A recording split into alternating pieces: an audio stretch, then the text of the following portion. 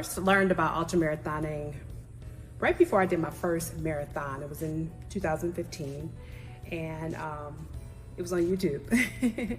It was Ginger Running. He did a video where he was talking about how he was going from marathons to these 50K, 50-mile races. And I was like, oh, I didn't know there was races that were longer than a marathon. And so I remember thinking, why would anybody want to do that? And then also I said to myself, no, that's stuff white people do. Black people, we don't do ultramarathons.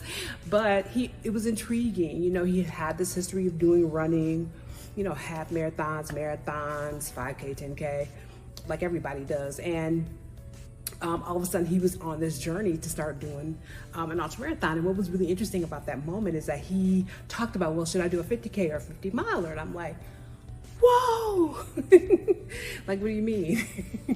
Like, do 50K, of course. But there was a lot of interaction with his audience, and people were saying, you know, you could go do a 100-miler if you wanted to. Like, there's something about the endurance and stamina that you built up as a marathoner, repeated marathoner, that you could easily go from marathon to 100-miler, and that people had done it. And so it was definitely one of the options. I mean, his options at the time was like, well, do I do 50K or 50 mile? But then people were like, you know, you could do 100K.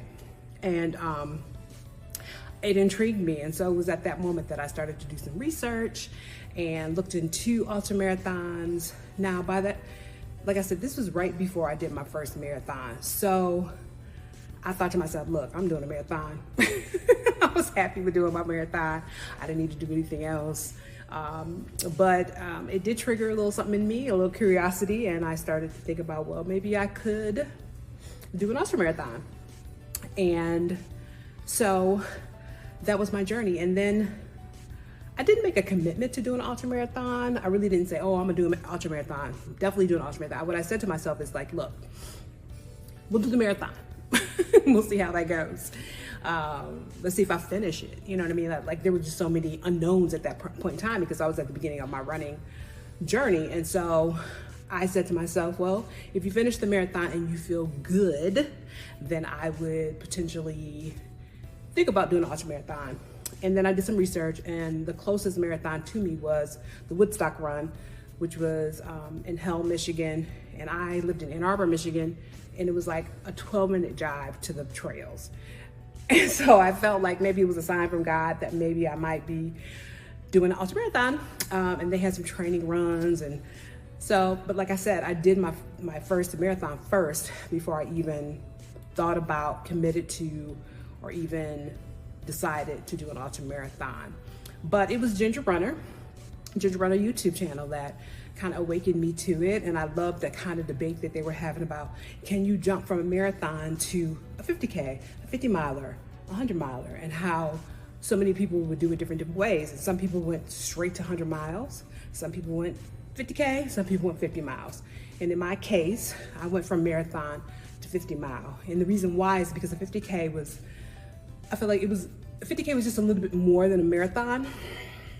And I felt like, we know you could do the marathon. And one thing about running is, like, once you've gotten to a certain point in terms of mileage, you begin to understand your body, you begin to understand yourself, and you know, like, okay, I've done 26 miles. Could I do 6 more miles? Yeah. Would it hurt? Hell yeah. Would I cry? Would I be mad at myself, or would my body hurt? Yes. But it didn't feel like enough of a challenge for me. And so that's why I end up doing my first 50 miler, the Woodstock Run.